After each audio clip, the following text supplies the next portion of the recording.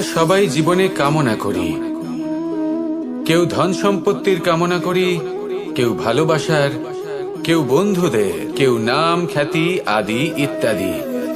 এগুলো লাভ করার জন্য আমরা চেষ্টা করতে থাকি, পরিশ্রম করতে থাকি, কিছু সময় পরে অর্জনও করে ফেলি। কিন্তু সবকিছু অর্জন করার কিছু সময় পরে এরা রুষ্ট হয়ে যান, আমাদের থেকে দূরে চলে যান বা আমাদের থেকে কেড়ে নেওয়া হয়। এমনটা কেন হয়? এমনটা এই কারণে হয় কারণ মানুষের একটা দুর্বলতা আছে। কোনো কিছুই অর্জন করার পরে আস্তে আস্তে সে তার মূল্য, তার গুরুত্ব ভুলে যায়, তার জন্য চেষ্টা করা ছেড়ে দেয়। আর এটাই হলো সব থেকে বড় সমস্যা। ঠিক যেমন কোনো ব্যক্তি যিনি ধন অর্জন করতে চান তার জন্য কঠিন পরিশ্রম করেন, হয়তো ধন অর্জন করেও ফেলেন, তারপর আস্তে আস্তে ওই ধনের মূল্য ভুলে যান, উচিতভাবে তা প্রয়োগ করেন না, আস্তে আস্তে তার ধন, তার সঙ্গ ত্যাগ করে দেয়, সমস্ত পরিশ্রম ব্যর্থ হয়ে যায়। সেই জন্য মনে রাখবেন, এই সংসারে কিছু অর্জন করা অত্যন্ত কঠিন ব্যাপার, কিন্তু তার থেকেও বেশি কঠিন হলো সেটা নিজের সাথে ধরে রাখা। তাই জীবনে যখনই আপনি কিছু অর্জন করবেন তার গুরুত্বটা বুঝুন, আর তারপরে সময় সময় তার মূল্য নিজেকে স্মরণ করাতে থাকুন। কৃতজ্ঞ থাকুন যে আপনার পরিশ্রম আপনাকে এই ফল দান করেছে, আর চিরকাল পরিশ্রম করুন, তবেই আপনি যেটা লাভ করেছেন সেটা আপনার কাছে থেকে যাবে। আসুন আর আমার সাথে ভালোবেসে বলুন, রাধা রাধা। এই সংসারে আপনার সব থেকে বড় বন্ধু কে? কেউ বলবেন ছোটবেলার বন্ধুরা, কেউ বলবেন মাতা পিতা, কেউ বলবেন ঈশ্বর। এবারে বলুন যে এই সংসারে আপনার সব থেকে বড় শত্রু কে? কেউ বলবে আপনার বিরোধী, সেই ব্যক্তি যে আপনাকে হিংসে করে, বা আপনার নিজের অহংকার, আপনার কুকর্ম। আমি বলবো যে এই সংসারে আপনার সব থেকে বড় বন্ধু হলো আপনার নিজের মন। এই চঞ্চল মনকে যদি আপনি নিয়ন্ত্রণ করতে শিখতে পারেন, তাহলে এর থেকে বড় বন্ধু এই সংসারে আপনি কোথাও পাবেন না। সেখানেই যদি এই মন আপনাকে বশ করে ফেলে, তাহলে সংসারে এর থেকে বড় শত্রুও আপনি কোথাও পাবেন না। সেই জন্য এই সংসারকে নিয়ন্ত্রণ করার চেষ্টা ত্যাগ করুন। প্রথমে এই মনকে নিয়ন্ত্রণ করতে শিখে যান, তাহলে এই জীবন নিজে থেকেই সাফল্যের পথে অগ্রসর হবে। আর তখন এই মন প্রসন্ন হয়ে বলবে, রাধা রাধা। সংসারে যদি আপনি শুভ কিছু অর্জন করতে চান, তাহলে দুটি পথ আছে। প্রথম হলো ধর্ম, আর দ্বিতীয় হলো কর্ম। কিছু ব্যক্তি এমন কথাও বলেন যে আমরা তো ধর্মের পথেই অগ্রসর ছিলাম, আমরা তো লক্ষ্যপ্রাপ্ত করতে পারলাম না, বরং আমাদের নিন্দা হলো। এবার এরকমটা ঠিক কেন হয়? এরকম এই কারণে হয় কারণ দেখতে গেলে ধর্ম সবসময় আমাদের এমন পথ দেখায় যেটা আমাদের একটা শুভ লক্ষ্য প্রাপ্তিতে সাহায্য করে, কিন্তু সেই লক্ষ্যে আমাদের পৌঁছতে হবে নিজেদের কর্ম দ্বারা। যদি আপনি ধর্মের পথে অগ্রসর হয়ে থাকেন, তাহলে আপনাকে কর্মও করতে হবে। যদি ধর্মের পথে চলেন কিন্তু কর্ম না করেন, তাহলে লক্ষ্য প্রাপ্তি হবে না। ঠিক সেইভাবেই যদি আপনি কর্ম করতে থাকেন কিন্তু ধর্মের পথে না চলেন, তাও লক্ষ্য প্রাপ্তি হবে না। মনে রাখবেন যে ধর্ম এবং কর্ম হলো একটি মুদ্রার দুই পিঠের সমান। এদের নিজের জীবনে আত্মসাৎ করুন এবং অগ্রসর হন। এই সংসারের প্রত্যেক লক্ষ্য আপনার হবে। আসুন আমার সাথে ভালোবেসে বলুন, রাধা রাধা। প্রত্যেক মানুষ জীবনযাপন করেন, কিন্তু প্রত্যেক মানুষ বেঁচে থাকার রসদ জোগাড় করতে পারেন না। তাহলে কি করা যায়? জীবনের রসদ কিভাবে জোগাড় করা যায়? কিভাবে আমাদের চেষ্টা করে যাওয়া উচিত? আমাদের কি করা উচিত? কিছু কাজ আছে যেগুলো আপনাদের করতে হবে। সর্বপ্রথম, জীবনে যখনই কোনো সমস্যা আসবে, তখন নিরপেক্ষভাবে তার সম্মুখীন হন। তা সে যে সমস্যাই হোক, সেটা সমাধান করার জন্য আপনাকে শুভ পথ নির্বাচন করতেই হবে। তারপরে যদি আপনার হাতে কখনো ক্ষমতা আসে, সেই মুহূর্তে আরো বেশি বিনম্র থাকতে হবে। আপনি ধন অর্জন করলে তখন অহংকার জাগ্রত হতে দিলে চলবে না। আপনি যদি শক্তিশালী হয়ে ওঠেন, তাও অহংকার জাগ্রত হলে চলবে না। জীবনে যখনই ক্রোধ হবে, তখন নিজেকে নিয়ন্ত্রণ করুন আর ভেবে দেখুন যে যদি এই মুহূর্তে আপনি ক্রোধ দেখান, তাহলে তার পরিণাম কি হবে। এর ফলে কি কিছু শুভ ঘটনা ঘটবে নাকি অশুভ কিছু ঘটবে। শুধু এই কটা কাজ নিজেদের জীবনে আত্মসাৎ করুন, জীবন যাপন অত্যন্ত সহজ হয়ে যাবে। আসুন আমার সাথে ভালোবেসে বলুন, রাধা রাধা। ক্রোধ এ হলো এই সংসারের সব থেকে ঘাতক আবেগ। এই আবেগ আগুনের সমান। যদি কোনো ব্যক্তির মনে জাগ্রত হয়, তাহলে সামনের ব্যক্তিকে ভস্ম করার আগে সেই আগুন সেই ক্রুদ্ধ ব্যক্তিকেই ভস্ম করে দেয়। সেই জন্য এই ক্রোধকে নিজের থেকে দূরে রাখা অত্যন্ত আবশ্যক। কিন্তু তার অর্থ এটা নয় যে সেই রাগের কোনো মূল্য নেই। আগে হ্যাঁ, কখনো কখনো জীবনে এই ক্রোধের বহিঃপ্রকাশ অত্যন্ত প্রয়োজনীয়। যেমন একজন ব্যক্তি, তিনি অপরাধ করেই চলেছেন, আপনি তাকে সুযোগ দিচ্ছেন কিন্তু সে কথা শুনছে না।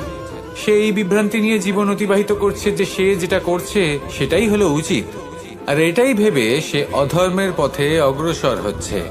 এমন একটা সময় ক্রোধের বহিঃপ্রকাশ অত্যন্ত প্রয়োজনীয়।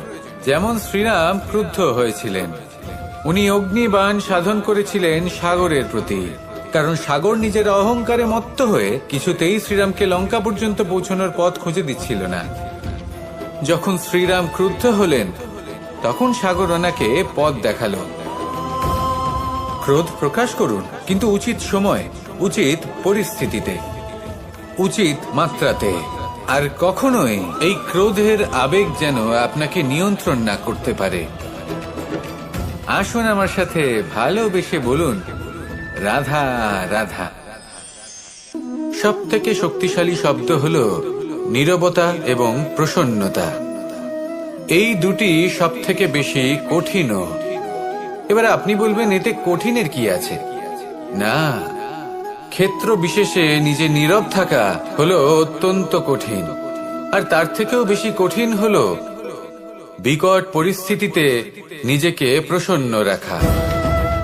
কিন্তু যদি আপনি এটা শিখে যান, তাহলে এই নীরবতাই আপনাকে জীবনে অনেক বড় বড় সমস্যার হাত থেকে বাঁচাবে। এই প্রসন্নতা আপনাকে বিকটতর পরিস্থিতি থেকে বেরিয়ে আসতে শক্তি যোগাবে। তাই এই গুণ আত্মসাৎ করুন আর আমার সাথে ভালোবেসে বলুন, রাধা রাধা। গীতা আর আমি চিরকাল বলা হয়, কর্ম করো, কর্ম করতে থাকো। কিন্তু শুধুমাত্র কর্ম করাটাই পর্যাপ্ত নয়। কর্ম কিভাবে করা হচ্ছে, কোন দিশায় করা হচ্ছে, সেটা বুঝতে পারাটাও অত্যন্ত আবশ্যক। ভাগ্যের ভরসায় থাকবেন না। ভাগ্যের দ্বার যদি বন্ধ থাকে, তাহলে নিজের কর্ম দ্বারা আপনি সেই দ্বার খুলে দিতে পারেন। এবার আপনার পথে যদি কোনো বড় পাহাড় চলে আসে, তাহলে আপনি কি করবেন? ভাগ্যের ভরসায় বসে থেকে হাহাকার করলে তো হবে না। ভাববেন যে আমার ভাগ্যে এটা লেখা আছে, তাই এই সমস্যা নিজে থেকেই পথ থেকে সরে যাবে। না, আপনাকে কর্ম করতে হবে। নিজের কর্মের দ্বারা এমন কোলাহলের সৃষ্টি করুন যাতে ভাগ্য নিজেই আপনার জন্য সেই দ্বার খুলে দেয়। কর্মের কোলাহল কিছুটা এমন হওয়া উচিত যে সেই বাধা যেন আপনার কোলাহল শুনে নিজে থেকেই আপনার পথ থেকে সরে যায়। কর্ম করুন, কিন্তু এটা ভেবে কর্ম করুন যে কিভাবে আপনি কর্ম করছেন, কোন দিশাতে আপনি কর্ম করছেন। দিশাহীনভাবে আপনি যতই কর্ম করুন না কেন, কোনো লাভ হবে না। কখনো সৌভাগ্য লাভ করতে পারবেন না। কর্ম করুন, বুঝে শুনে করুন, আর আমার সাথে ভালোবেসে বলুন, রাধা রাধা। জীবনে যখনই আমরা কোনো বিশেষ মানুষের সাথে পরিচিত হই, তখন তার ব্যক্তিত্বের বিষয়ে আমাদের একটি নিজস্ব দৃষ্টিভঙ্গি তৈরি হয়। তা সে ভালো হোক বা মন্দ, আমরা নিজেদের দৃষ্টিভঙ্গি, নিজেদের ধারণা বানিয়ে ফেলি। কিন্তু আপনি কি নিশ্চিত রূপে বলতে পারেন যে এই যে আপনার দৃষ্টিভঙ্গি, সেটাই সেই ব্যক্তির পূর্ণ সত্য, সেই ব্যক্তি সত্যিই সেরকমই? না, আপনি সেরকম বলতে পারেন না। কারণ যে কোনো মানুষের একটি চরিত্র, একটি ব্যক্তিত্ব অনেক বছর ধরে তৈরি হয়, অসংখ্য অভিজ্ঞতা লাভ করার পরে তৈরি হয়। আপনি একদিনে বুঝতে পারবেন না যে সেই ব্যক্তি কেমন। এই ভুলটাই বেশিরভাগ মানুষ করে ফেলেন। কিন্তু যদি সত্যি কোনো মানুষকে বুঝতে চান, তাহলে একটু সময় দেওয়া খুব প্রয়োজন। সবার আগে প্রথম আলাপে সেই ব্যক্তি তো এটাই বোঝাবে যে সে কতটা শ্রেষ্ঠ, কিন্তু সে কতটা গুণী বা কতটা অপগুণী, এটা বোঝার জন্য আপনাকে সেই ব্যক্তির কাছাকাছি থাকতে হবে। তিনি কতটা অহংকারী বা কতটা সজ্জন, সেটা বোঝার জন্য আপনাকে সেই ব্যক্তিকে সম্মান দিয়ে দেখতে হবে। সেই ব্যক্তি কতটা লোভী বা কতটা সরল, সেটা বোঝার জন্য তাকে ধন দিয়ে দেখতে হবে। সেই ব্যক্তির কতগুলো খারাপ গুণ আছে, সেটা বোঝার জন্য সেই ব্যক্তিকে স্বাধীনতা দিয়ে দেখতে হবে। তবেই তাকে আপনি বুঝতে পারবেন। যে কোনো মানুষকে বোঝা, তার ব্যক্তিত্ব বুঝে ওঠা এতটা সহজ কাজ নয়। যতক্ষণ কোনো ব্যক্তির ব্যক্তিত্ব সম্পর্কে স্পষ্ট ধারণা না হয়, ততক্ষণ সেই ব্যক্তির সাথে সম্পর্কে অগ্রসর হওয়া উচিত হবে না। আসুন আমার সাথে ভালোবেসে বলুন, রাধা রাধা। আমরা সবাই জীবন সুখ আর শান্তিপূর্বক অতিবাহিত করতে চাই। আমরা সবাই এটাই চাই যে আমরা সবাই স্বাধীন থাকব, আর এই স্বাধীনভাবেই আমরা জীবনে অগ্রসর হব। আর যখন কোনো ব্যক্তি আমাদের এইসব কিছু করতে বাধা দেন, তখন আমরা তার উপর রুষ্ট হই। কিন্তু সত্যিটা ঠিক এর বিপরীত। কখনো কখনো এই ব্যক্তি অজান্তেই আমাদের এটা ভাবতে বাধ্য করে দেয় যে আমরা যেটা করছি সেটা কোথাও অনুচিত নয় তো। জীবনে অগ্রসর হতে হতে, সুখ খুঁজতে খুঁজতে, স্বাধীনতা খুঁজতে খুঁজতে আমরা অনুচিত কিছু করছি না তো। এটা বোঝা অত্যন্ত প্রয়োজনীয়। আর এটাই আমরা বুঝবো একটা উদাহরণ দ্বারা। কখনো কোনো উপবনে যাবেন আর গিয়ে ওখানকার মালিকে দেখবেন কি করে। কিছু সময় অন্তর ও ঘাস আর আগাছা কেটে পরিষ্কার করে। আর এরকমটা কেন করে? সে নিজেই তা রোপণ করে, নিজেই পরিশ্রম করে, আর তারপর নিজের পরিশ্রমকে কেটে ফেলার কি অর্থ হতে পারে? এরকমটা সে কেন করে? এরকম সে করে যাতে ঘাস এবং চারা সবাইকে নিয়ন্ত্রণে রাখতে পারে, আর সেই উপবনকে সে সুন্দর এবং মনোগ্রাহী করে রাখতে পারে। এটাই হলো ওর উদ্দেশ্য। এবার ভাবুন যে সেই ব্যক্তি আপনার জীবনে সেই কাজটাই করছে। আপনার জীবনে সে মালি হয়ে আসে, আর কোনো শুল্ক ছাড়াই আপনাকে সে আরো উত্তম ব্যক্তি করে তুলছে। তাই মনে মনে ওনার প্রতি কৃতজ্ঞ থাকুন, আর আমার সাথে ভালোবেসে বলুন, রাধা রাধা। আমাদের জীবন হলো একটি যাত্রাপথ, একটি প্রতিযোগিতা। আর এই প্রতিযোগিতায় এগিয়ে থাকার জন্য, জয়লাভ করার জন্য আমরা সবাই কোনো না কোনো সাহায্য খুঁজি। কেউ ঈশ্বরের শরণে যান, কেউ গুরুর কাছে যান, কেউ মাতা পিতার কাছে যান, আবার কেউ যোগ্য বন্ধু নির্বাচন করে নেন। আর হ্যাঁ, এনারা সবাই আপনাকে জীবনে অগ্রসর হওয়ার পথে সাহায্য করতে পারেন। কিন্তু এমন একজন ব্যক্তি আছেন এই সংসারে, যিনি এই সংসারে আপনাকে সবার আগে নিয়ে যেতে পারেন। আর সেই ব্যক্তি হলেন স্বয়ং আপনি, আর কেউ নয়।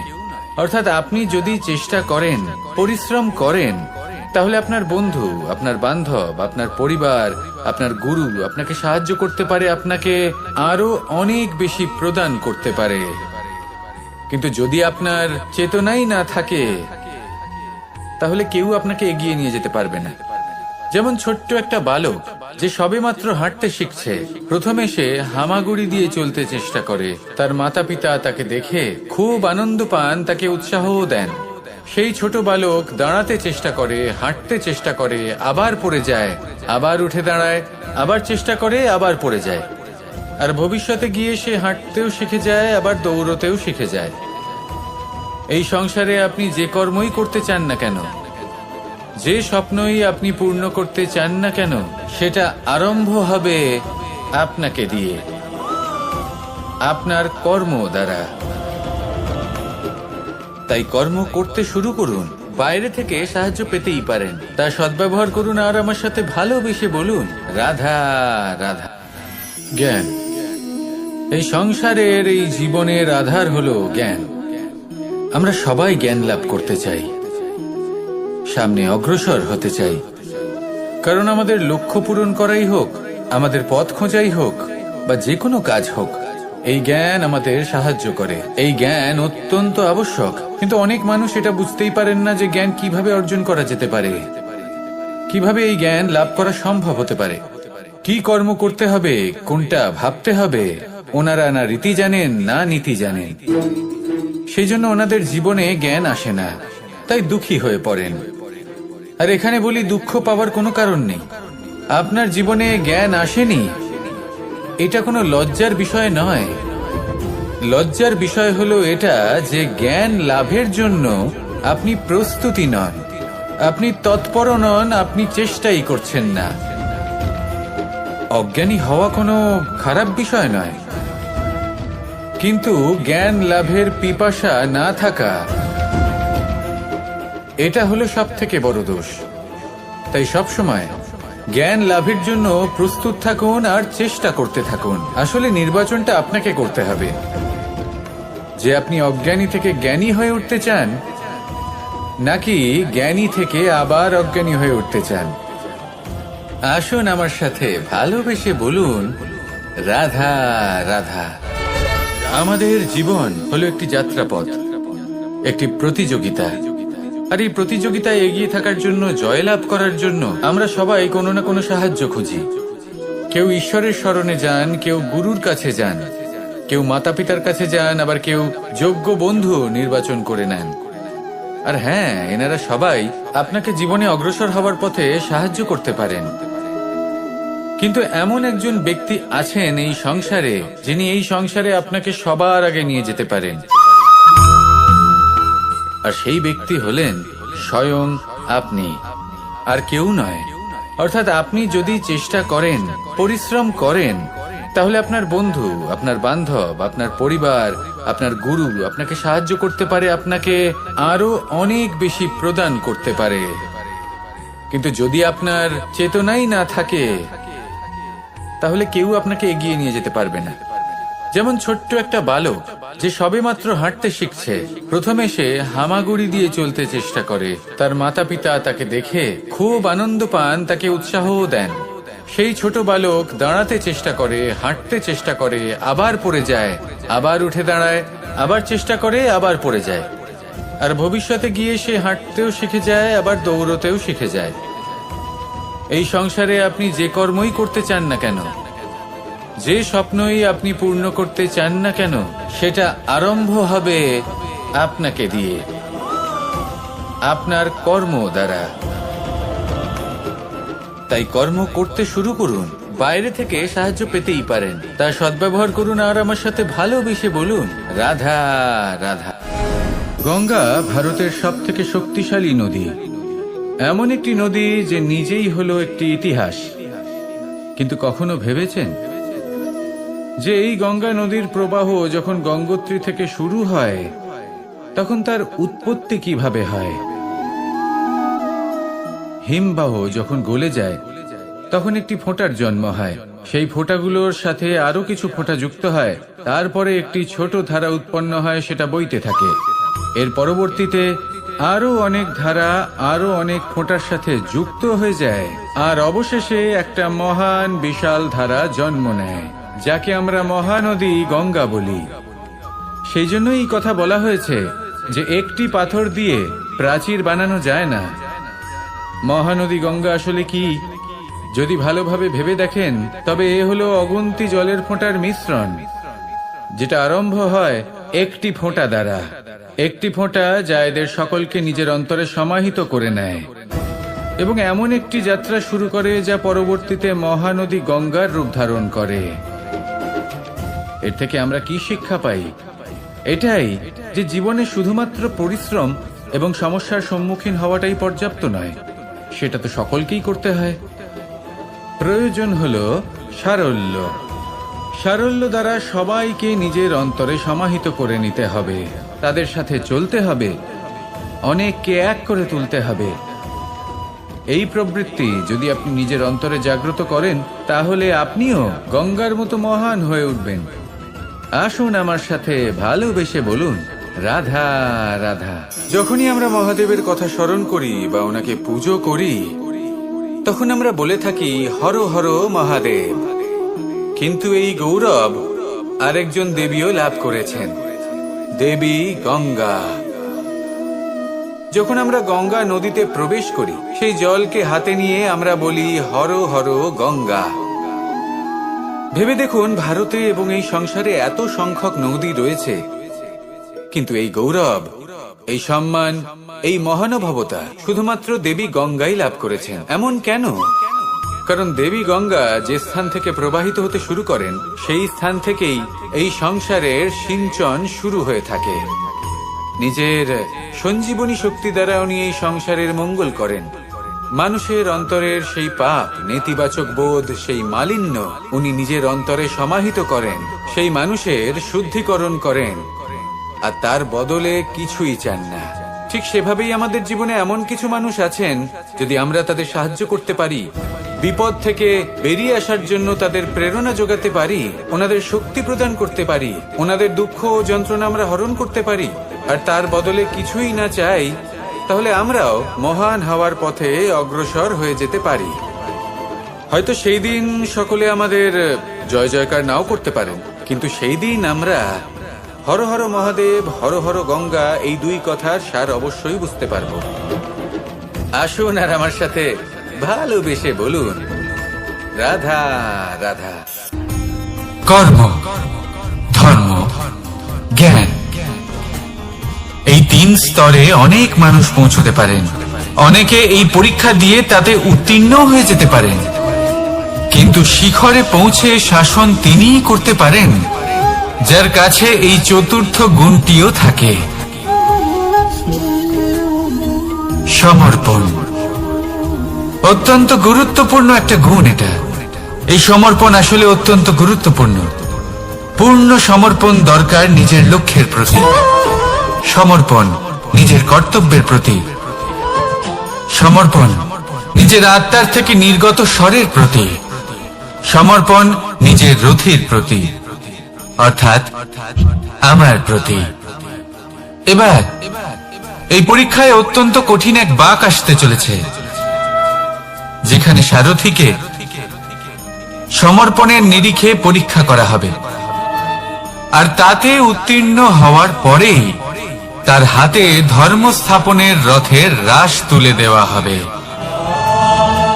দেখা যাক কি হয়। ততক্ষণ আপনি প্রসন্ন থাকুন আর আমার সাথে ভালোবেসে বলুন রাধা রাধা।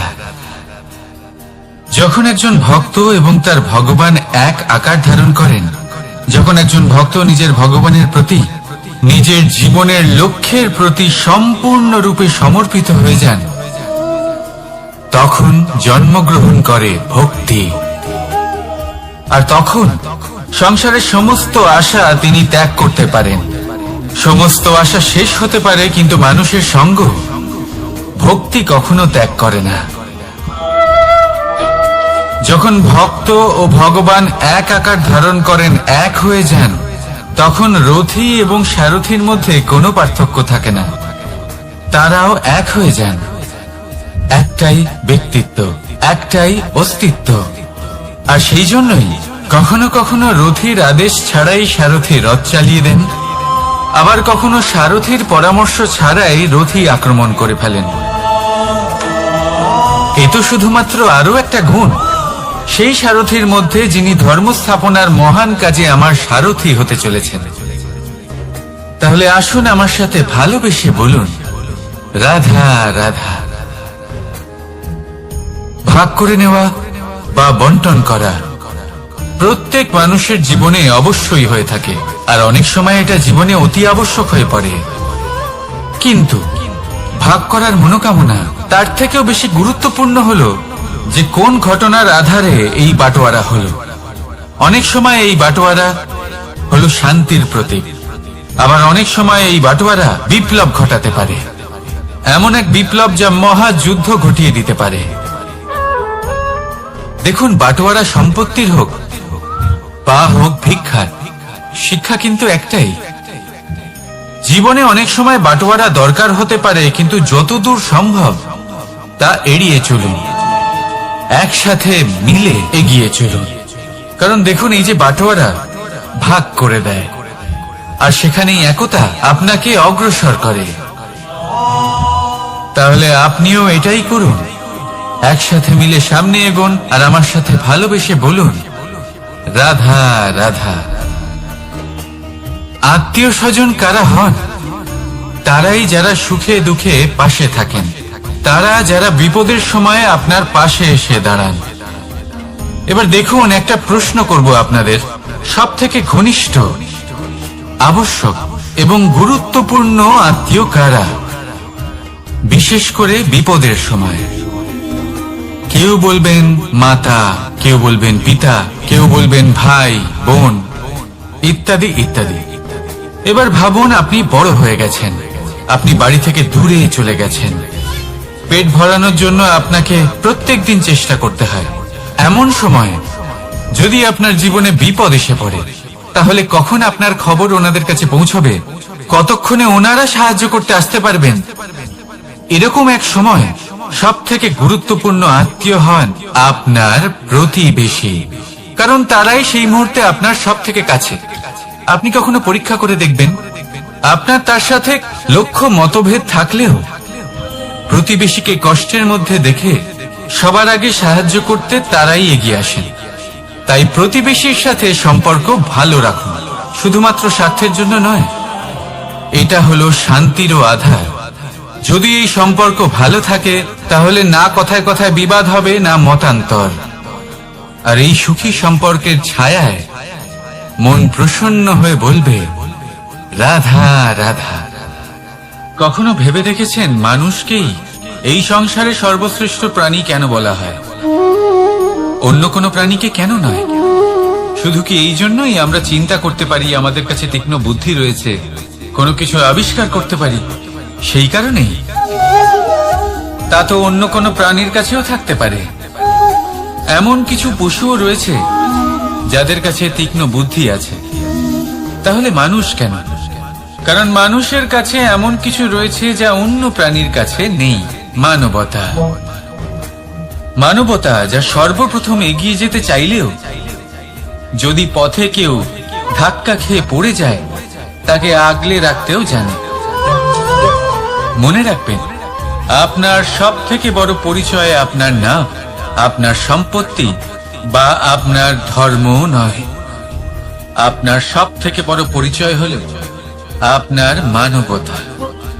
তাহলে সময় এলে পরে নিজের মানবতার পরিচয় দিন, অন্য মানুষকে সাহায্য করুন, অন্য প্রাণীকে সাহায্য করুন। একা একা পথ চলা হলো পশুদের প্রবৃত্তি।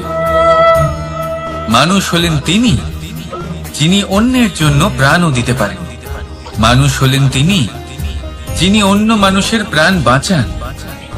সেই মানবতাকে জাগিয়ে তুলুন, আর এই জীবন বাঁচতে শুরু করুন।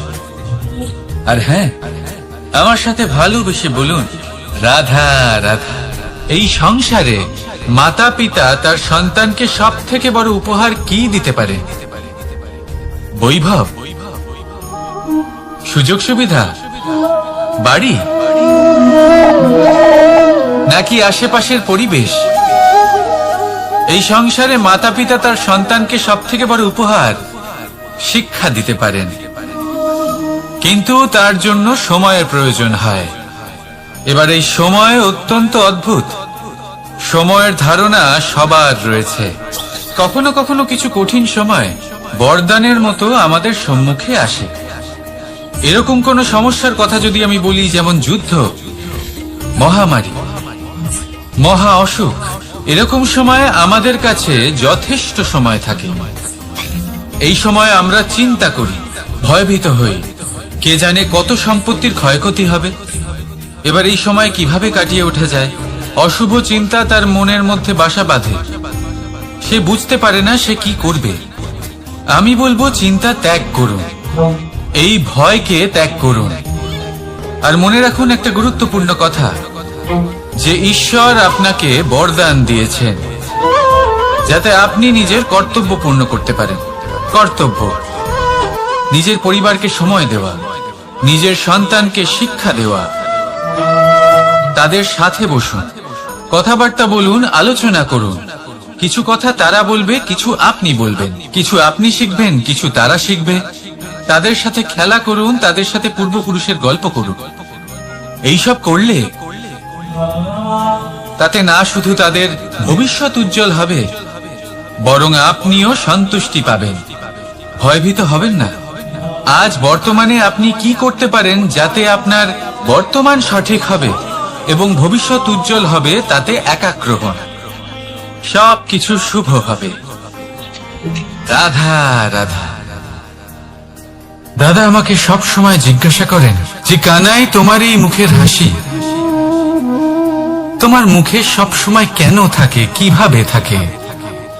সামনে শত্রুপক্ষকে দেখেও ধৈর্য হারাও না। কেউ তোমার নিন্দে করলেও তার সাথে ঝগড়া করো না। কেউ তোমার বিষয় খারাপ ভাবলেও তাকে ঘৃণা করো না। কিভাবে আর কেন করো? আপনার মনেও নিশ্চয়ই এই প্রশ্ন আসে। এবারে বলি, এর উত্তর অত্যন্ত সরল। কখনো দেখেছেন গরু আর তার বাচ্চাকে কিভাবে সে তার মায়ের দুগ্ধ পান করে? সুখে থাকে, কারণ ও জানে যে ওর মা এই দুগ্ধরূপী অমৃত ওকে খাওয়াতেই থাকবে। ও জানে যে এই সময় শুধু ওর জন্য, যাতে ও নিজের মায়ের এই দুগ্ধরূপী প্রসাদ গ্রহণ করতে পারে, আর সেই জন্য ও সুখে থাকে। সেইভাবেই এই জীবন হলো ভালোবাসা। এতই ছোট হলো এই জীবন যে ভালোবাসার জন্য কম পড়ে যায়। ঘৃণা করে কেন সময় নষ্ট করব? আমি এটাই করি, আপনিও এটাই করুন। ভালোবাসুন, সবার মধ্যে ভালোবাসা ছড়ান, আর এই ভালোবাসার সাথেই বলুন রাধা রাধা। পরীক্ষা এমন একটা শব্দ যেটা শুনে সংসারের বেশিরভাগ মানুষই ভয়ভীত হয়ে পড়েন। কারণটা কি? অসফলতার ভয়। পরীক্ষা এই শব্দের যদি আমি অন্য দিকটা দেখাই, তার তাৎপর্য এই নয় যে আপনার দুর্বলতা সবার সামনে তুলে ধরবে। এটা তো হলো সেই যুক্তি যা আপনার বল, সাহস, শক্তিগুলি সবার সম্মুখে তুলে ধরবে। আগে হ্যাঁ, এটাই হলো সেই যুক্তি। আপনি নিজেই কখনো দেখবেন পরীক্ষার সময় আপনার অন্তরের অনেক গুণ বাইরে বেরিয়ে আসে। এমন কোন শক্তির উদ্ভব হয় যার বিষয়ে আপনি নিজেও জানতেন না, ঠিক কিনা? তাই এই পরীক্ষাকে কখনো ভয় পাবেন না। বিশ্বাসের সাথে নির্ভীক হয়ে এটার সম্মুখীন হন। দিনের শেষে এই পরীক্ষা শুধুই আপনাকে উজ্জ্বল করবে, আপনাকে আরো শ্রেষ্ঠ করে তুলবে। তাহলে আসুন আমার সাথে ভালোবেসে বলুন রাধা রাধা। ভগবান আর ভুল, এই দুই একই অক্ষর দিয়ে শুরু হয়। শুধু তাই নয়, এদের দুজনের রাশিও সমান। এবারে আপনারা বলবেন যে ভগবান, ভুল, এদের মধ্যে কিভাবে মিল থাকতে পারে? অনেক বড় মিল আছে। না শুধু এ এক অক্ষর দিয়ে শুরু হয়, বরং এদের বিজয় মন্ত্রটাও এক। ভগবানকে মানুন, তাকে বিশ্বাস করুন, তাকে স্বীকার করুন। এটা করলে মনের দৃষ্টি থেকে ভগবানকে দেখা যায়, আর উনি আপনাকে সমৃদ্ধ করে তোলেন। ভুলের সাথেও এটাই ঘটে। নিজের ভুল স্বয়ং মেনে নিলে, স্বীকার করে নিলে সব কিছুই স্পষ্টভাবে দেখতে পাবেন। যেদিন থেকে আপনি নিজের ভুল মেনে নিতে শিখবেন, সেদিন থেকে সেই ভুল শোধরানোর প্রক্রিয়াও শুরু হয়ে যাবে। আপনি বুঝে যাবেন নিজের ভুল কিভাবে শোধরাতে হয়। তাই মনে রাখবেন, নিজেকে শ্রেষ্ঠ করে তোলার জন্য নিজের ভুল স্বীকার করা অত্যন্ত প্রয়োজনীয়। এই জীবনে শান্তি আনার জন্য ঈশ্বরকে মেনে নেওয়া অত্যন্ত প্রয়োজনীয়। সবসময় নিজের গুণ এবং নিজের দোষ মনে রাখবেন। আজীবন সুখী থাকবেন। রাধা রাধা। আমরা সবসময় চাই যে এই সংসার আমাদের জ্ঞানী বলবে, বুদ্ধিমান বলবে, বুঝদার বলবে, কিন্তু মূর্খ, মূর্খ যেন কেউ না বলে। মূর্খ শব্দটা আমরা কেউ শুনতে চাই না। দূরে পালাতে থাকি। কিন্তু একটা সত্যি সবার কাছে অজানা, যে মূর্খ হওয়া হলো বুদ্ধিমান হওয়ার দিকে সর্বপ্রথম পদক্ষেপ। আপনি যত খুশি দিগ্গজ জ্ঞানী মানুষদের সাথে আলাপ করুন, যত ইচ্ছে কথা বলুন, যতই জ্ঞানের কথা আলোচনা করুন, অভিজ্ঞতা মূর্খ হবার পরেই পাওয়া যায়, তাই নয় কি? মূর্খ হবার পরে আপনি এটা বুঝতে পারবেন যে কি করা উচিত নয়। জ্ঞানী ব্যক্তি আপনাকে এটা বলবেন যে কি করা উচিত। আর এই সংসারে কি করা উচিত তার থেকেও অনেক বড় জ্ঞান হলো কি করা উচিত নয়।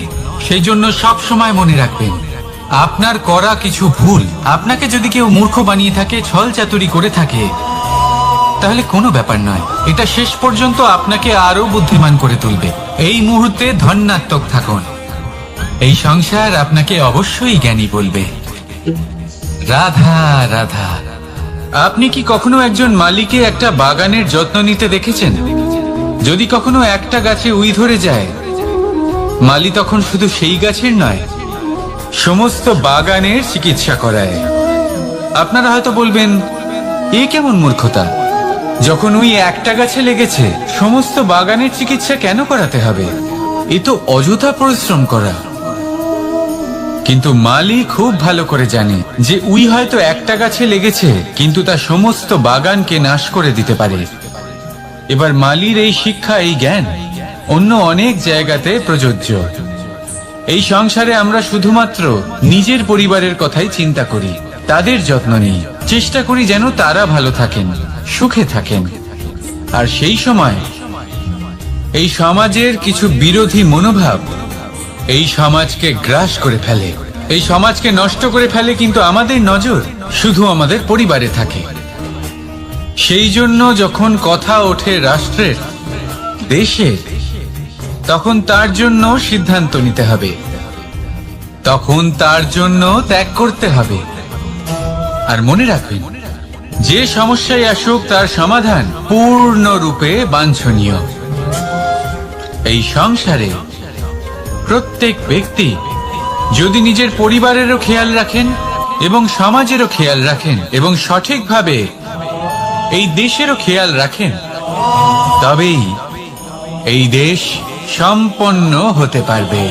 তাহলে আপনিও সেই প্রয়াস করুন আর আমার সাথে ভালোবেসে বলুন, রাধা রাধা। কথায় বলা হয়, জীবনে ভালোবাসাই হলো সুখের মূল। এটা সত্য। এবার প্রশ্ন হলো এটাই যে এই ভালোবাসা কার সাথে করা উচিত? যদি আপনি কিছুক্ষণের জন্য সুখ পেতে চান, তাহলে ভালোবাসুন নিজের রুচি মতো। যদি আপনি কিছুদিনের জন্য সুখ পেতে চান, ভালোবাসুন নিজের বন্ধুদের। যদি আপনি কয়েক মাসের জন্য, কয়েক বছর বা অনেক বছরের জন্য সুখী হতে চান, তাহলে ভালোবাসুন নিজের পরিবারকে, মাতা পিতা, নিজের সন্তান, স্বামী স্ত্রী, নিজের আত্মীয়দের। কিন্তু যদি আপনি চিরকালের জন্য সুখী হতে চান, তাহলে ভালোবাসতে হবে শুধু নিজের কর্মগুলিকে। কারণ সম্পর্ক যেমনই হোক না কেন, কখনো না কখনো ভেঙে যাবেই। এই সংসার হলো এমনই যে যাদের সঙ্গ আমরা পাই, তাদের সঙ্গ একদিন ত্যাগ করতে হয়। শুধু কর্মই হলো এমন এক সঙ্গ যা কখনো আপনাকে ত্যাগ করবে না। আপনার মৃত্যুর পরেও এই কর্ম আপনাকে বাঁচিয়ে রাখবে। তাই সবসময় মনে রাখবেন, এই কর্ম ধর্ম মনে করে পালন করা উচিত। জীবনের শেষ মুহূর্ত পর্যন্ত কর্মকে ভালোবাসুন, জীবনের শেষ মুহূর্ত পর্যন্ত সুখে থাকবেন। আর আমি তো সবসময় বলি, শুধু কর্ম করতে থাকো, ফলের চিন্তা করো না। তাহলে আসুন আর আমার সাথে ভালোবেসে বলুন, রাধা রাধা। দ্বিধাবোধ। অনেক সময় আমরা জীবনে সেই বাঁকে এসে পৌঁছই যেখানে আমরা বুঝতেই পারি না যে এবার কোন দিক নির্বাচন করা উচিত। কখনো এদিকে যাওয়া উচিত মনে হয়, কখনো ওদিকে যাওয়া উচিত মনে হয়, কখনো দুদিকেই যাওয়া প্রয়োজনীয় বলে মনে হয়, কিন্তু তা তো সম্ভব নয়। কখনো কখনো এটা মনে হয় যে এখানেই থেমে যাওয়া ভালো, কোথাও না যাওয়াই শ্রেয়। এবার একেই তো দ্বিধাবোধ বলে। সংসারে এমন কোনো দ্বিধা নেই যার সমাধান সম্ভব নয়। এই দ্বিধাবোধ স্বাভাবিক, আর আপনার এই দ্বিধাকে আমি একটু সরল করে দিই। দ্বিধাগ্রস্ত হয়ে নির্বাচন করলে তখন এটা মাথায় নিয়ে করবেন যে আপনার এই নির্বাচনের ফলে এই সংসারের ওপর, এই সমাজের ওপর কি প্রভাব পড়তে পারে। নিজের লাভ ক্ষতির বিষয়ে ভাবা ছেড়ে দিন আর কর্ম করুন সংসারের মঙ্গলের জন্য, আগামী প্রজন্মের মঙ্গলের জন্য। ভাবুন আপনার এই নির্বাচনের জন্য কিভাবে তাদের জীবনের উদ্ধার সম্ভব। কারণ এই ভাবনাই হলো উচিত ভাবনা। কারণ অনেক সময় ওষুধ একটু কড়া মনে হতেই পারে, কিন্তু এই ওষুধই তো রোগ মুক্তি ঘটায়। সেইভাবে আপনাকেও এই দ্বিধার মুহূর্তে কঠিন নির্বাচন করতে হতে পারে। এই কঠিন নির্বাচন জীবনে কঠিন পরিস্থিতিও আনতে পারে, কিন্তু যদি এই নির্বাচন ধর্মসঙ্গত হয়, যদি এর দ্বারা সংসারের মঙ্গল হয়, তাহলে এই নির্বাচনই হলো সঠিক নির্বাচন। আসুন আমার সাথে ভালোবেসে বলুন, রাধা রাধা। মানুষ নানান ধরনের বাসনা পোষণ করেন, তাদের নানান ইচ্ছে থাকে, অভিলাষা থাকে, নানান কামনা করতে থাকেন, স্বপ্ন দেখেন, প্রার্থনা করেন যেন তা সফল হয়, নিজের সম্পন্নতা কামনা করেন, আর শেষে নিরাশ হয়ে যান কারণ এসব কিছুই পান না। আপনাকে একটা ছোট্ট উদাহরণ দিই। জঙ্গলের রাজা কাকে বলা হয়? সিংহকে।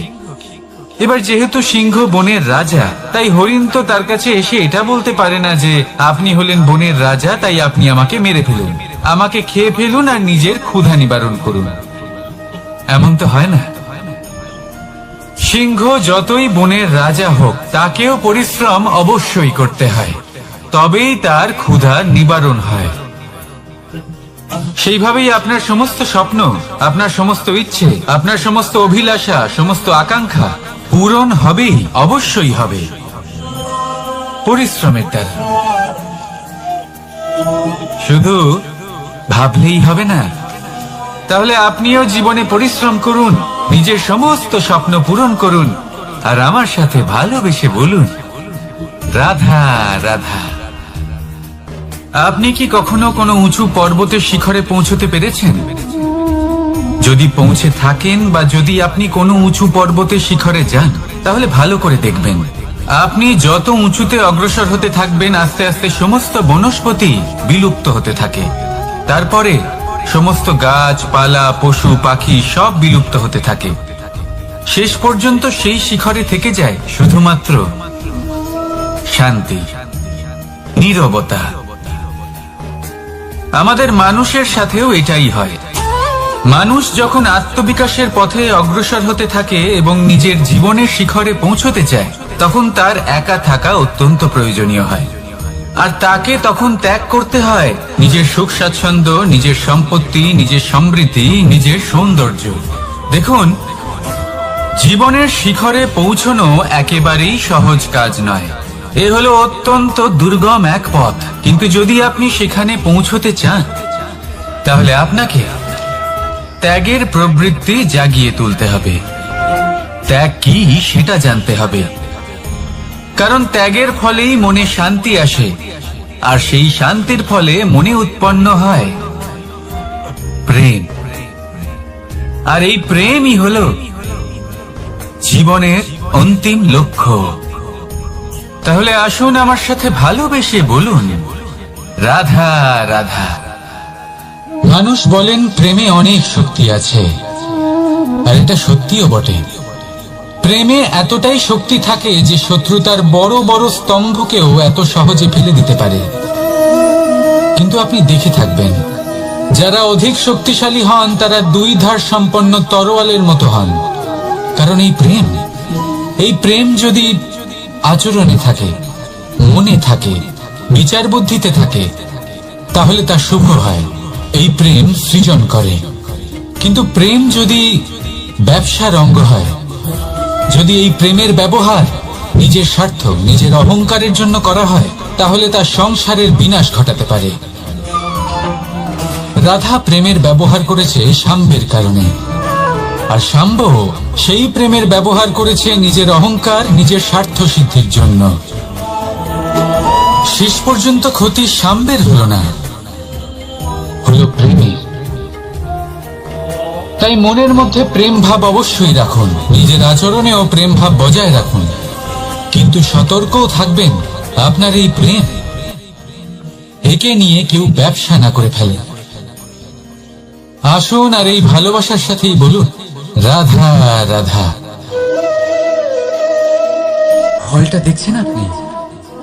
এটা সেই ফল যেটা গাছের সবচেয়ে উঁচু ডালে পাওয়া যায়,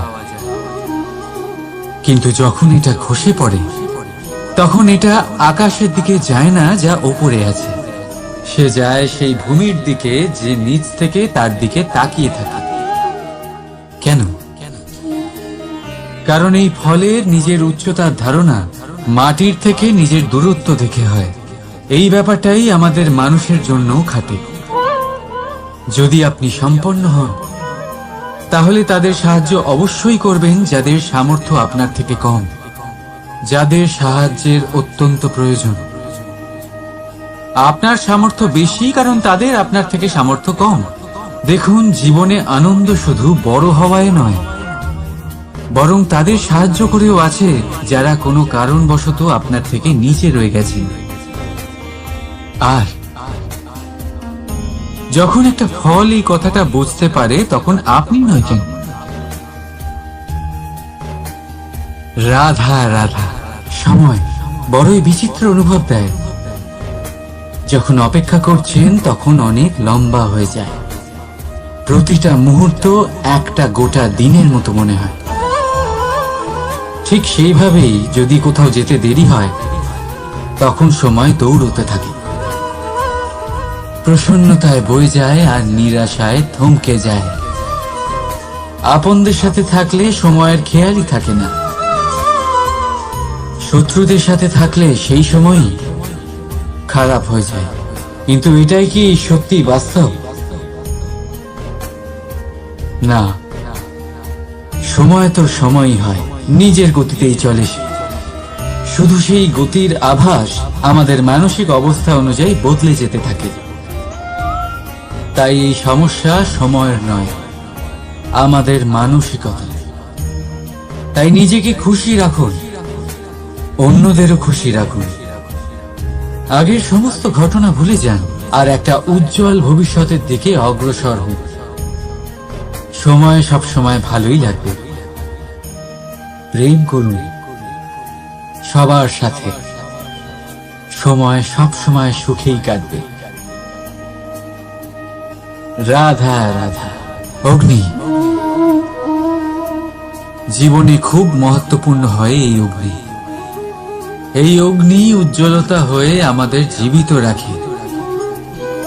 কিন্তু ভাবুন, যদি এই উজ্জ্বলতা ক্রোধের অগ্নি হয়ে দিকভ্রষ্ট হয় তাহলে কি হবে? একটা ছোট পাতা দিয়ে শুরু করে গোটা বনকে ছারখার করে দিতে পারে। ঠিক সেরকমই মানুষের ক্রোধের আগুনও অন্যদের তো ভস্ম করেই, কিন্তু তার পূর্বে স্বয়ং নিজেকেই ভস্ম করে দেয়। তাহলে কি করা যায়? কি করে নিয়ন্ত্রণ করা যায় তাকে? উত্তর হলো তাতে জল ঢেলে দিয়ে, জলের মতো বইতে দিনে কি।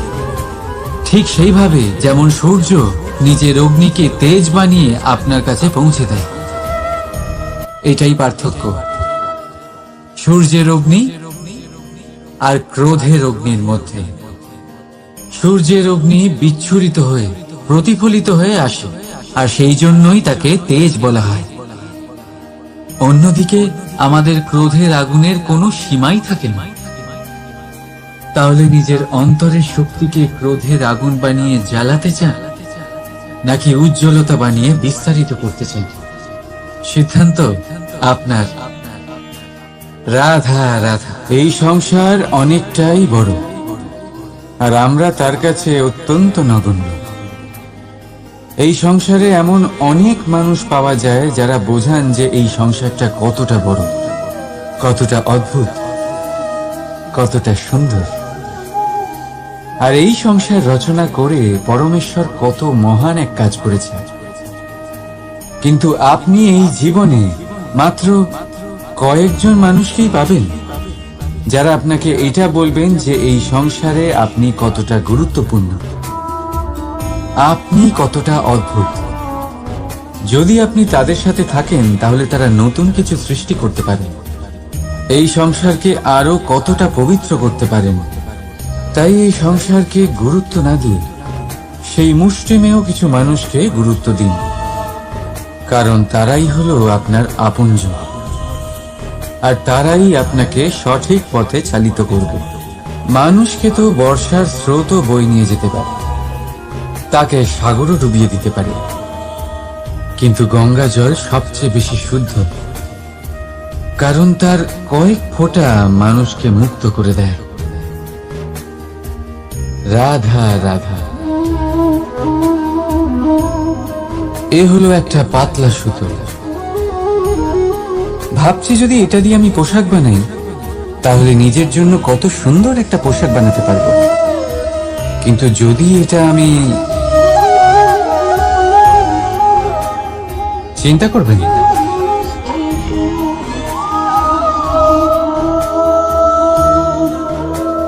দেখুন এই সুতো জোড়া লেগে গেল। শুধু পার্থক্য হচ্ছে এটাই যে আগের মতো এটা আর সরল নেই, আর এটার দৈর্ঘ্য আগের থেকে কিছুটা কমে গেছে।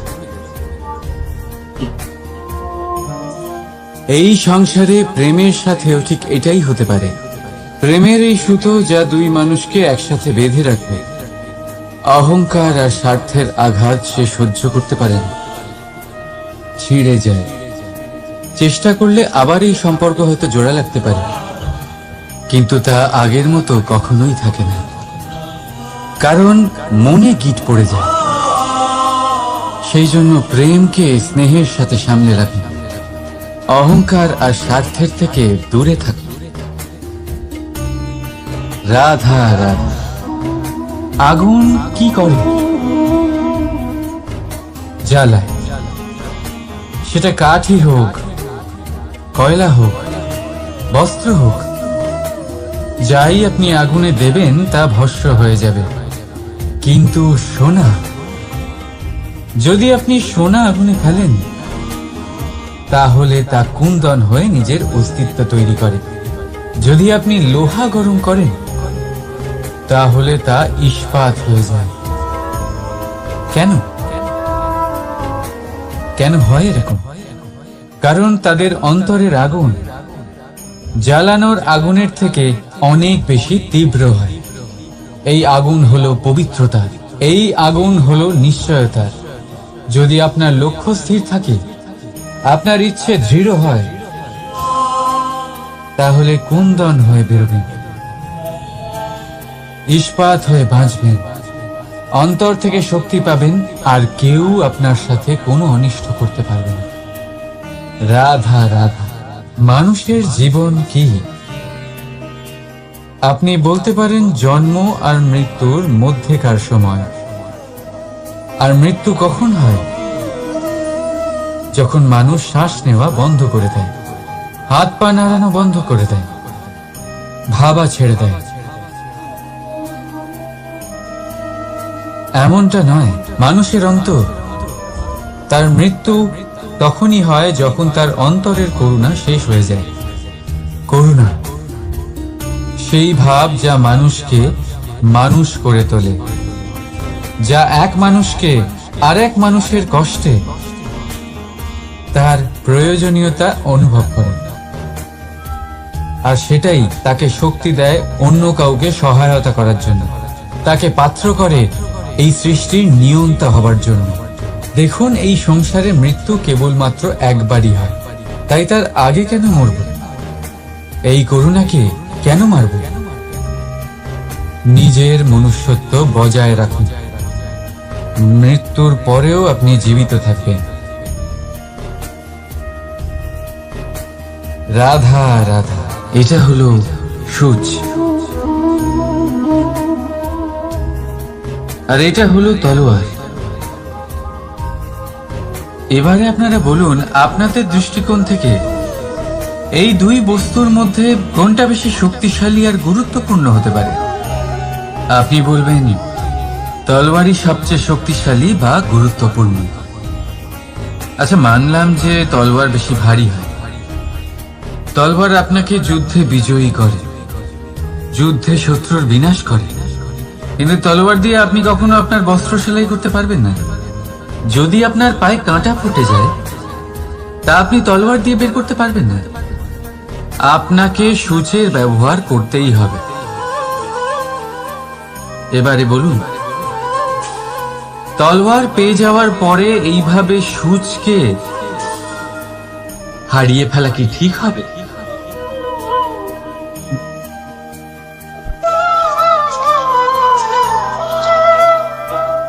ঠিক সেইভাবেই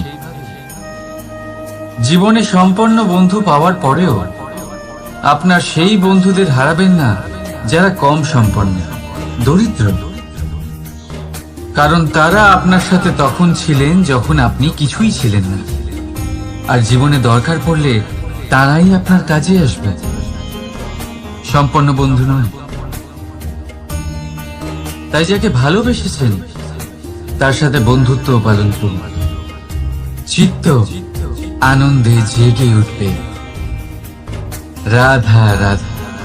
পঞ্চমহাভূত জীবন রচনায় এর অবদান অনস্বীকার্য। এই পঞ্চমহাভূত আসলে কি? জল, বায়ু, অগ্নি, মাটি আর আকাশ। এবার শুধুমাত্র জীবন রচনায় এর অবদান আছে তা নয়, শুধু শরীর রচনাতে এর যোগদান আছে তা নয়, বরং এরা হলো আমাদের জীবনের সবথেকে বড় শিক্ষক। এবার আপনারা সকলে চমকে যাবেন, হয়তো আপনারা এই দৃষ্টিভঙ্গি দিয়ে কখনো দেখেননি। আমি আজ আপনাদের বোঝাবো। এদের মধ্যে সবথেকে বড় তত্ত্ব জল। এ আমাদের কি শেখাচ্ছে? এই জল, এর নামই হলো জল, কিন্তু এ কখনোই আমাদের জ্বালায় না, আমাদের জ্বলনের কারণ হয় না। তাহলে কি করে? আমাদের তৃষ্ণা মেটায়, আমাদের শীতলতা প্রদান করে, জীবন দান করে। এর দ্বারা আমরা কি শিক্ষা লাভ করি? যে আপনার উৎপত্তি যেখান থেকেই হোক না কেন, আপনি যেখানেই জন্মগ্রহণ করুন না কেন, আপনার কর্ম সর্বদা শ্রেষ্ঠ হওয়া উচিত। আপনি জলকে যে কোনো পাত্রে রাখুন না কেন, সে সেই অনুসারেই নিজের আকার ধারণ করে নেয়। এর দ্বারা আমরা কি শিক্ষা পাই? এই শিক্ষাই পাই যে যে কোনো পরিস্থিতিতেই নিজেদের মানিয়ে নিতে হবে, নিজেকে সেরকম করে নিতে হবে। যে দেশেই থাকি না কেন, যে স্থানেই থাকি না কেন, যে পরিস্থিতিতেই থাকি না কেন, যে ব্যক্তির সাথেই থাকি না কেন, আমাদের সুখময় হয়ে জীবন অতিবাহিত করা উচিত। দেখুন, আমাদের কত বড় একটা শিক্ষা দিল এই জল, যা আমরা কোনোদিন দেখতেই পাইনি। নিজেকে জলের মতোই করে তুলুন। সুখের ধারায় স্বাচ্ছন্দ্যে প্রবাহমান হতে থাকবেন আপনি। নিজের আকারকে ভেঙে ফেলুন, নিজের সীমা লঙ্ঘন করুন।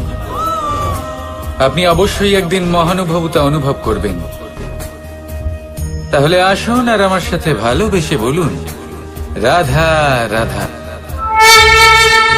জীবনের পঞ্চমহাভূতের দ্বিতীয় তত্ত্ব হল মাটি, ভূমি, ধরা, যে ধারণ করে, যা আমাদের সকলকে ধারণ করে, ভালো হোক বা মন্দ, নিজের কর্তব্য পালন করে। আর এটাই শিক্ষা আমাদের জন্য। আমাদেরকেও আমাদের সকল কর্তব্য পালন করতে হবে, তা সে আমাদের নিজেদের প্রতি হোক, আমাদের পরিবারের প্রতি হোক, সমাজের প্রতি হোক বা ঈশ্বরের প্রতি। এই শিক্ষা আমাদের মাটি দিয়ে থাকে। এ আমাদের পদতলে পিষ্ট হয়েও তার বদলে আমাদের বনস্পতি প্রদান করে। অগ্রসর হতে পদক্ষেপ নেওয়ার সময় আমরা পা দিয়েই ধরিত্রীকে পিছনে ঠেলি, কিন্তু এই মাটি আমাদের ঘৃণা করে না। সে আমাদের পরবর্তী পদক্ষেপের জন্য অপেক্ষা করে আর স্বাগত জানায়। আর হয়তো সেই জন্যই এই ধরাকে আমরা ধরিত্রী মাতা বলে থাকি। আর তাই এই পদবী, এই সম্মান, এই ভালোবাসা এর আকার বা এর ভারের জন্য একে প্রদান করা হয় না, প্রদান করা হয় এর স্বভাবের কারণে।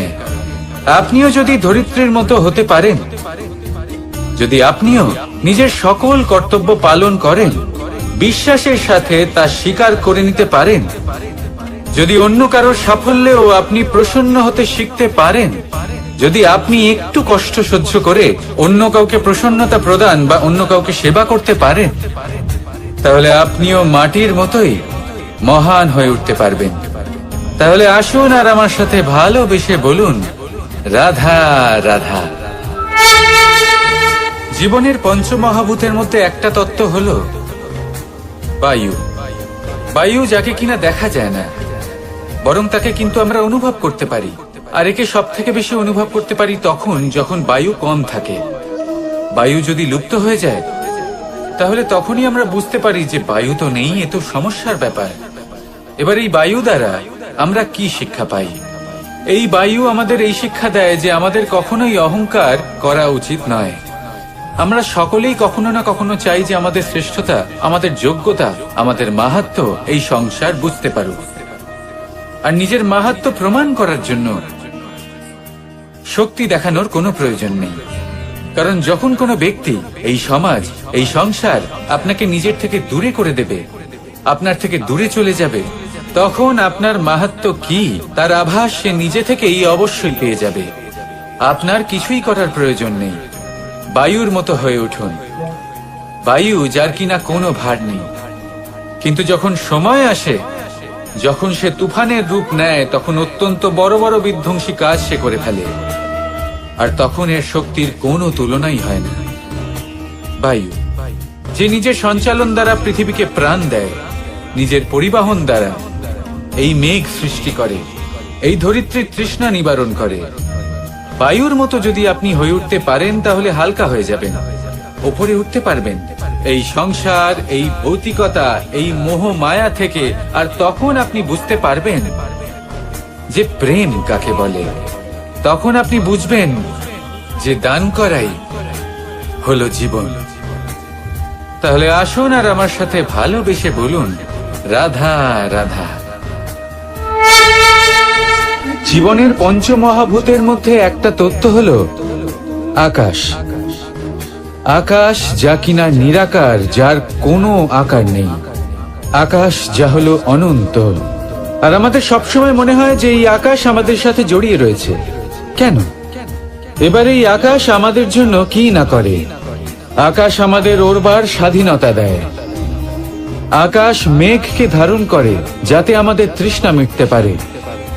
এই আকাশ সূর্য এবং চন্দ্রকে তার যথাস্থান দেয়, যাতে আমরা প্রকাশও পেতে পারি, আবার অন্ধকারও, যাতে আমাদের জীবনে সামঞ্জস্য বজায় থাকে।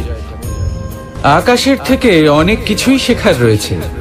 যদি আমরাও আকাশের মতো হতে পারি, আমাদের আপনজনদের সেই স্বাধীনতা দিতে পারি যাতে তারা উঠতে পারেন, যাতে তারা নিজেদের স্বপ্ন পূরণ করতে পারেন, যার ফলে তারা নিজেরাই এই জীবনকে অনুভব করতে পারেন, নিজের পায়ে দাঁড়াতে পারেন, তাহলে ভাবুন আমাদের অস্তিত্ব কতটা বড় হয়ে যাবে। যদি আপনি আকাশের মতো হতে পারেন, তাহলে আপনিও আকাশের মতোই অনন্ত হয়ে উঠবেন। তাহলে আসুন আর আমার সাথে ভালোবেসে বলুন, রাধা রাধা। জীবনের পঞ্চমহাতত্ত্বের মধ্যে পঞ্চম তত্ত্ব অগ্নি। অগ্নি যা জ্বালাতে সাহায্য করে, কিন্তু তা উত্তাপও প্রদান করে। নিশ্চিত রূপে অগ্নি আমাদের জ্বালিয়ে দিতে পারে, কিন্তু আপনি কি কখনো এটা ভেবে দেখেছেন যে আগুন, তাকে নিজেকে কতটা জ্বলতে হয়, তাকে নিজেকে কতটা তাপ সহ্য করতে হয়। ও নিজে জ্বলে আমাদের উত্তাপ প্রদান করার জন্য, ও নিজে জ্বলে আমাদের ঊর্জা দেবার জন্য, আমাদের আলো দেবার জন্য, অন্ধকারে পথ দেখানোর জন্য, শত্রুর সাথে মোকাবিলা করার জন্য আমাদের সাহায্য করে, নিজে জ্বলে। যখন আমরা কোনো দেবতার জন্য যজ্ঞ করি, তখন দেবতার ভোজন গ্রহণ করার নিমিত্ত হয় এই অগ্নি। কত কিছু ওকে সহ্য করতে হয় আমাদের এত কিছু দেবার জন্য। আপনিও আগুনের মতো হয়ে উঠুন, নিজে কষ্ট সহ্য করুন অন্যকে সাহায্য করার জন্য, তাদের জীবন উদ্ধার করার জন্য, নিজের প্রিয়জনের জন্য, নিজের পরিবারের জন্য, নিজের মাতা পিতার জন্য, এই সমাজের জন্য। নিজে কষ্ট সহ্য করুন, প্রকাশের কেন্দ্রবিন্দু হয়ে উঠুন, আর সকলকে পথ প্রদর্শন করুন, সবাইকে পথ দেখান। যেদিন আপনি আগুনের মতো হয়ে উঠবেন, সেই দিন ঠিক যেমন অগ্নিকে পুজো করা হয়, আপনিও সেইভাবে পূজনীয় হয়ে উঠবেন। যেমন সকল শুভকর্মে, সকল যজ্ঞে, সকল পুজোতে অগ্নিকে স্মরণ করা হয়, সেইভাবেই সকল শুভকর্মে আপনাকেও স্মরণ করা হবে। আর যেদিন আপনি এরকম হয়ে উঠবেন, সেই দিন জীবনের বাস্তব মর্ম কি আপনি তা বুঝতে পারবেন। তাহলে আসুন আর আমার সাথে ভালোবেসে বলুন, রাধা রাধা। পঞ্চমহাতত্ত্ব, পঞ্চমহাভূত, এদের বিষয়ে আমি আপনাদের সবকিছুই বলে দিয়েছি। কেন? এরা আমাদের জীবনের সব থেকে বড় শিক্ষক। আর এদের থেকে আমরা কি শিক্ষা পাই? নিশ্চিত রূপে এই পঞ্চমহাতত্ত্ব আমাদের দেহের নির্মাণ করে, কিন্তু একটা ষষ্ঠ মহাতত্ত্ব রয়েছে, এমন এক তত্ত্ব যার না কোনো ভার আছে, না কোনো পরিমাণ আছে, কিন্তু তা হলো অত্যন্ত গুরুত্বপূর্ণ, ভাবনা। কেউ একে আত্মা বলে, কেউ একে বিবেক বলে, কেউ একে প্রাণ বলে, আর কেউ বলে চেতনা। এবার এই চেতনা যখন পঞ্চমহাতত্ত্বের সাথে জুড়ে যায়, এক হয়ে যায়, তখন মানুষের জীবনের নির্মাণ হয়। এবার আপনার দেহের নির্মাণ জন্ম থেকেই পঞ্চমহাতত্ত্ব করে দেয়, কিন্তু এই ভাবনা, এই চেতনা, একে আপনি নিজেই এগিয়ে নিয়ে যেতে পারেন। একে দিশা দেখাতে হবে, এর বিকাশ আপনাকেই করতে হবে। কিভাবে? তা আপনার উপর নির্ভর করছে। আপনি এর সদ্ব্যবহারও করতে পারেন, দুর্ব্যবহারও করতে পারেন। এমন এক দিশা দিতে পারেন, এমন সদ্ব্যবহার করতে পারেন যে আপনি নিজেই কোনোদিন ভগবত গীতার জ্ঞান দিলেন। এমন দুর্ব্যবহার করতে পারেন, এমন দিশাও দিতে পারেন যে আপনি হয়তো শকুনের মতোই মহাভারত রচনা করলেন। এই চয়ন আপনারই। শুধু এই চেতনার শুদ্ধতার দিকে বিশেষ নজর রাখতে হবে। যদি এই চেতনা শুদ্ধ হয়, তাহলে প্রেম থাকবে, আর যদি এই চেতনা অশুদ্ধ হয়, তাহলে বিদ্বেষ হবে। আর আমার মতে সুখ এবং শান্তি প্রেমের দ্বারাই লাভ হবে, বিদ্বেষ দ্বারা নয়। তাহলে আসুন আর আমার সাথে ভালোবেসে বলুন, রাধা রাধা।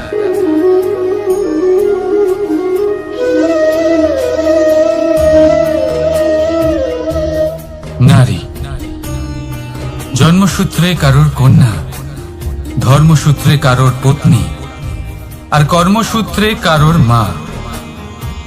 আমাদের মনে এই ছবি আঁকা রয়েছে একজন নারীকে নিয়ে, তাই না?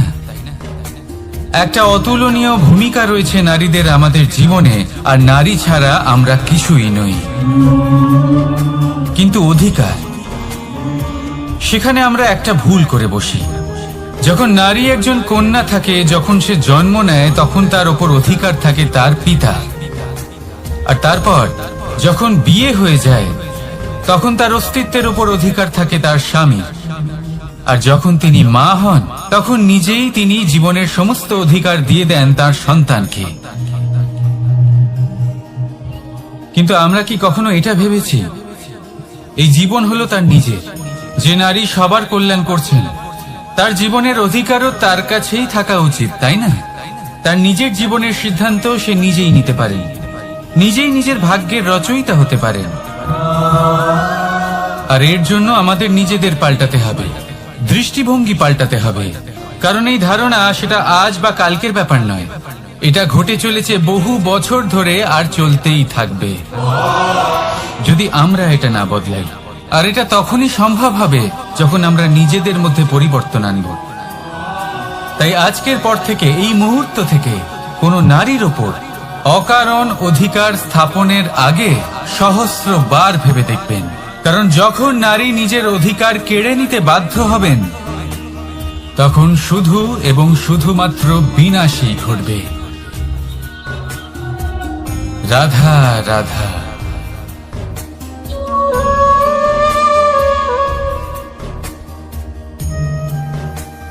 নারী, পুরুষরা যাকে নাম দিয়েছেন ত্রিয়া, কেন দিয়েছেন, কে দিয়েছেন, কেউ তা জানে না। কথায় আছে, পুরুষরা ভাবেন যে ত্রিয়া, ভাবেন একরকম, বলেন অন্য কিছু, আর করেন অন্য কিছুই। কিন্তু সত্যিটা কি এটাই? আসল সত্যি হলো এটাই যে ত্রিয়া হলো সেই চরিত্রহীন পুরুষ, আর কেউ নয়। সেই পুরুষ যারা নারীকে বলেন যে আপনি হলেন মা, আপনি হলেন দেবী, আপনি হলেন বোন, আর ভাবেন কি? ভাবেন যে এই নারী হলো আমাদের পায়ের ধুলো আর কিচ্ছু নয়। আর কি করেন? ওনাদের মাথায় ওনাদের খোপায় মালা পরিয়ে দিয়ে ভাবেন যে ওনারা হলেন তাদের পায়ের ধুলোর সমান। একজন নারীর সম্মান ভঙ্গ করেন, তাদের দাসী মনে করেন। ভুলবেন না, যত্র নারীয়াস্ত পূজ্যন্তে রমন্তে তত্র দেবতা। অর্থাৎ যেখানে নারীকে পুজো করা হয় সেখানে ঈশ্বর বাস করেন, আর যেখানে নারীকে অপমান করা হয় সেখানে ঈশ্বর এবং ভাগ্য এই দুই রুষ্ট হয়। মনে রাখবেন, যদি নারী কল্যাণকারী হতে পারেন তাহলে নারী মহাচণ্ডী রূপও ধারণ করতে পারেন। যদি একজন নারী মাতা হয়ে জন্মদান করতে পারেন তাহলে নারী মৃত্যু হয়ে বিনাশও করতে পারেন। যেখানে নারী অপমানিত হবেন সেখানে মহান ভারতও মহাভারতের পথে অগ্রসর হতে পারে। তাই মনে রাখবেন, নারীর অপমান যেন কখনোই না ঘটে। আর যদি কোথাও নারীর অপমান হয় তার অর্থ হলো আপনার বিনাশ আপনার দিকেই আসছে, আর এটা হলো তার প্রথম পদক্ষেপের প্রথম পদধ্বনি। রাধা রাধা।